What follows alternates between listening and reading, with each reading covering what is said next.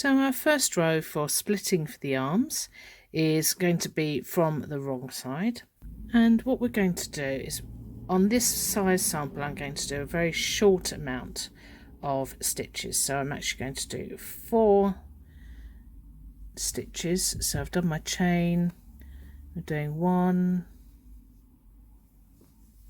2 and chain, and 3 chain, and 4, and then we are going to do an odd number of stitches. Now this will vary depending on what size you have.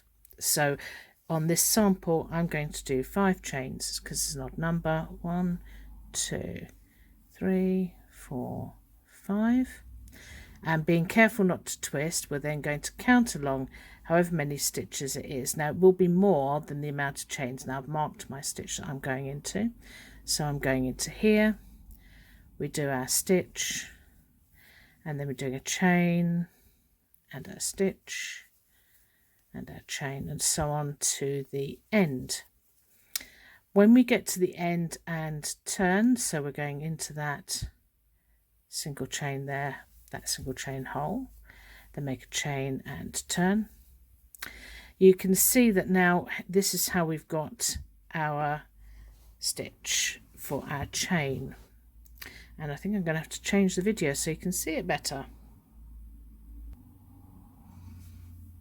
Okay, so that you can see where we've made our chains at the front, and then we've skipped this amount of chains, which is large, this amount of stitches, which is larger than the amount of chains that we've made, and then we've done our end of our stitches. Now obviously you will do this twice. You will go round, do another set of chains and to the front before you turn and come back. This is just a sample to show you how that looks. So if you remember, this is going to be the top of our garment. You can see that this makes our sleeve cap here, and this will continue the body underneath the arms. So the measurement of the yoke will be bigger than the measurement of where our bust is. Okay, but we are adding this much, which will vary as per your size.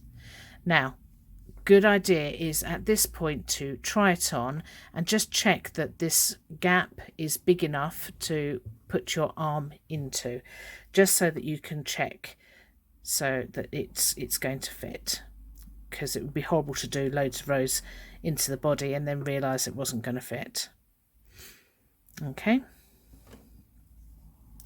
so when we come back to actually working the next round, and we are going to just do our stitches here to start off with, which are going to be exactly the same as we did before, just working into the chains, and we're going into here.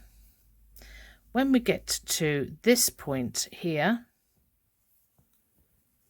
obviously we now don't really have a space to go into, so we are going to make sure that we do our chain, and then we're going to work into the chain. Now I really don't mind where you go, because wherever you go you'll go into the other place when you're making the sleeve.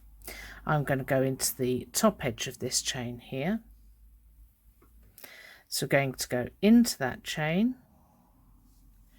and make our stitch, and then we're going to do 1 chain, skip 1, double crochet into the next chain, and then 1 chain, skip 1, double crochet into the next chain, and you will see that we are in exactly the right place because we've done our double crochet into the chain before the double crochet, that we will now make 1 chain and then continue the rest of the round in tweed stitch.